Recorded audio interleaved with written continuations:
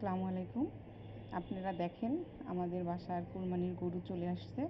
So আমি এখনও যেয়ে দেখতে পারি নাই বা তার কাছে এখনও পৌঁছাইতে পারি নাই। হ্যাঁ, মানে কালকে কুরবানি দিবে।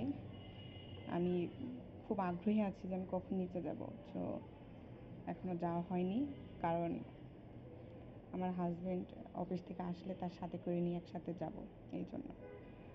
এখন দুঃখের বিষয়, আমি জানলা দিয়েই দেখছি, জানালা গ্রিল ধরে এই আনন্দটা উপভোগ করতেছি।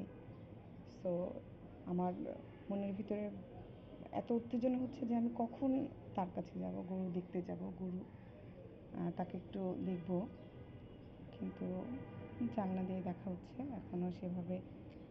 দেখছেন আমি কত অসহায়ের মতো জানলা দিয়ে দেখছি, সেটা আপনাদের সাথে শেয়ার করব।